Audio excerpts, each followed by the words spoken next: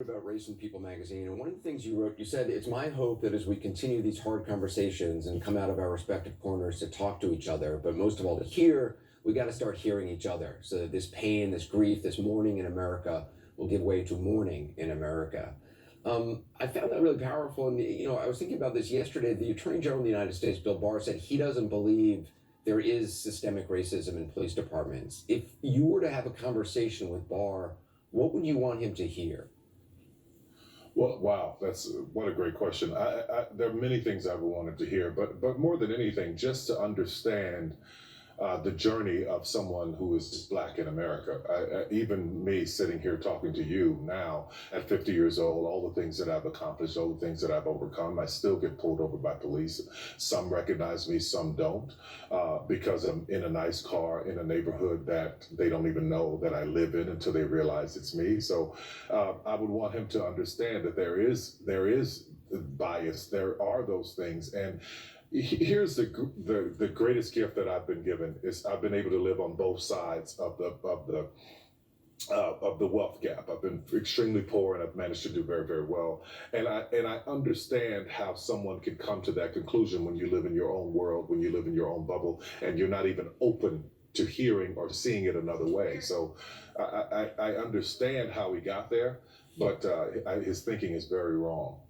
Are you optimistic now in a way that you haven't been before when you see the protests that are taking place, when you see the outpouring of people of all colors? I was very optimistic. I was very optimistic, at the horror of what happened after the death of George Floyd. I became optimistic when I saw so many people get it. It was the same thing that happens during the Civil Rights Movement when people saw on television that what happened on the Edmund Pettus Bridge, what happened with Bull Connor, what happened in all these moments when people saw it. When white people saw it, they got engaged. They wanted to help. So when they saw George Floyd's death, this horrific, horrible death played out as this man pleaded for his life and begged, said please many, many times, it seeing it changes everything. So I became very, very optimistic when everybody galvanized together, because I know that's when change comes. When people galvanize and come together as one, that's when change happens. But lately I've been very, very concerned that the message is being hijacked by some other groups or political ads and parties that are trying to stop the message of what we're asking for here is police reform, right? So yeah, I was, but I'm worried now is because of what I'm seeing. You have your son is 5 years old, and obviously having a child changes one's perspective on things and makes you see things with a fresh eyes in many senses. Have you had? I mean, I know he's 5 years old. Have you had a conversation with him about race? I know it's something you've written about, just the sort of the feeling of, gosh, I'm going to have this conversation sometime soon. Yeah, I don't want to listen to me. I'm trying to push that as long as I can, because there's something about the level of innocence that's ripped from a child when they have to face race. Like, I love watching him play with his friends or come home from school and talk about his friends, never describing them by race at all, ever, not once in these years that he's been talking and smart enough to ask me all kinds of questions. So my hope is that I can keep it from him as long as I can. But I know that being his father, being a black man in America, and doing the things that I've done, I'm going to have that conversation with him. And I know it's coming soon. I know it's going to be painful, but I want to listen. If I can let him hold on to that innocence just for another day, I'm going to give him that. Mm. Your great grandfather was enslaved in this country. You are also the owner of the largest movie studio in the U.S., which just happens to be built on what was a military base for the Confederate Army. I mean, the arc of that is an extraordinary thing. The president is arguing that Confederate statues, monuments are part of our heritage. As somebody who's a storyteller, what story do you think these statues tell you and us, and should they come down? For me, I growing up in New Orleans, and there's a circle that's called Lee Circle that takes you from where the streetcar actually goes around it to take you into the French Quarters in downtown, and you see Robert E. Lee up top, and there's a Robert E. Lee High School. So these, and listen, as a kid, I loved the Dukes of Hazzards until I realized what the flag represented as I got older, and again, that's going back to holding on to the innocence.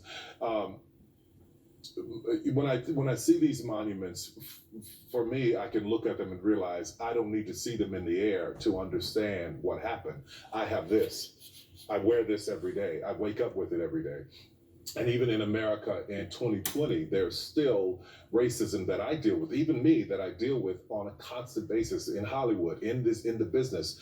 You know, as much as I've been able to accomplish, if people would have given me the shot to just have a fair playing field, God knows where I could be at this point. So I've always had to find a way. How do I find a way to make it inside of this? That's what my mother taught me, who grew up in the Jim Crow South. You have to find a way. So that's what I've been trying to do all these years, to find a way. So when I see these statues and these monuments, to be on this land that was once a Confederate Army base. I mean, think about the poetic justice in that, where there were people Confederate soldiers plotting and planning strategy on how to keep Negroes enslaved, and now that land is owned by a Negro. That, for me, is beyond poetic justice, and there's still several streets here that are named after Confederate generals on the base that I'm changing. When you talk about my ancestors and great grandfather, I want to change them to those names so that they can be honored as well. You know, I read recently that you donated Kroger, I think it was gift cards, to people in the Atlanta area, and you got the Atlanta Police Department to help distribute them around to people in need. When you know, there's a large movement within protest movement of defunding police.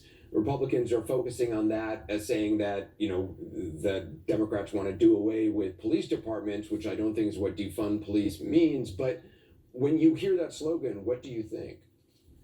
Well, when I first heard it, I was troubled by it. I thought, okay, this is going to be weaponized in this political year. I completely thought that was happening. That's exactly what's happened. It's been weaponized.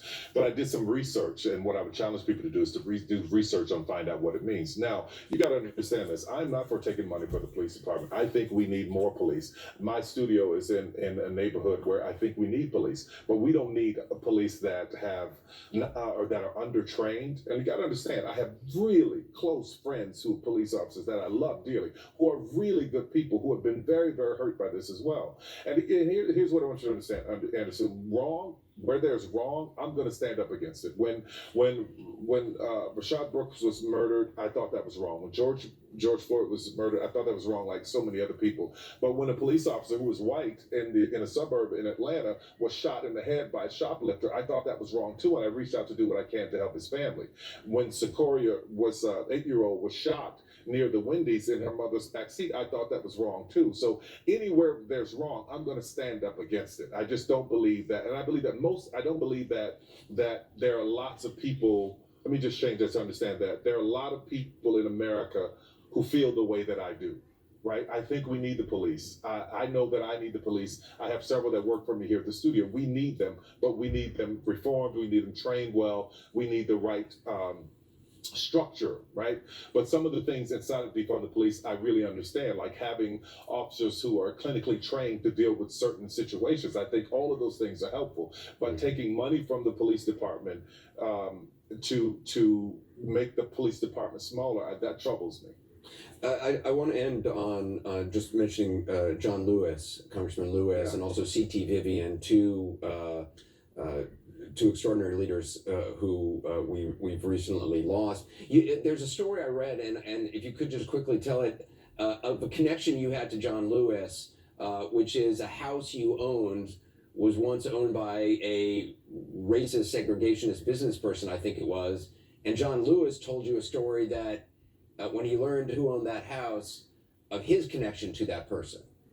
Yeah, it was. We were having a gospel brunch. We've got all these black people, Oprah, all of us there, and we had this beautiful gospel brunch. And John Lewis was there, and I started telling the story about this former segregationist who owned a hotel in Atlanta called the Heart of Atlanta Hotel, who also owned the property that I had just bought. And when I bought the property, he had lost it in a malpractice suit, but he started suing me over and over again. And I remember walking into court and him seeing me for the first time, watching the blood drain from his face, realizing that I was a black man. So eventually I had him disbarred. I think he died a few years ago. But I had him disbarred because he kept suing. We fought and fought and fought because he had no rights for any of that because I bought the property free and clear, fair and square. And I was telling this story among all of those people at this gospel brunch as we're celebrating on this land that he once owned. And Congressman Lewis comes up to me with tears in his eyes and he said, I sat in at the lunch counter at his hotel to integrate it. And for me, it was like, what an incredible moment that I'm standing here with this man who fought so that I could just live, be able to live in a place where in the deed it said you cannot sell to niggers or Jews. In the deed, those words. So his fight and what he's accomplished and what he's done allowed me to be here. And this studio is in the district that elected him here all of those years. So I'm so moved by him, so proud of him, and I'm just glad that I had an opportunity to know him, C.T. Vivian, as well as Joseph Lowery, all in within a matter of months. They all passed. That is such the story of America. I mean, the beauty of it and the horror of it, and the tragedy of it, and the potential of it. Tyler Perry, thank you.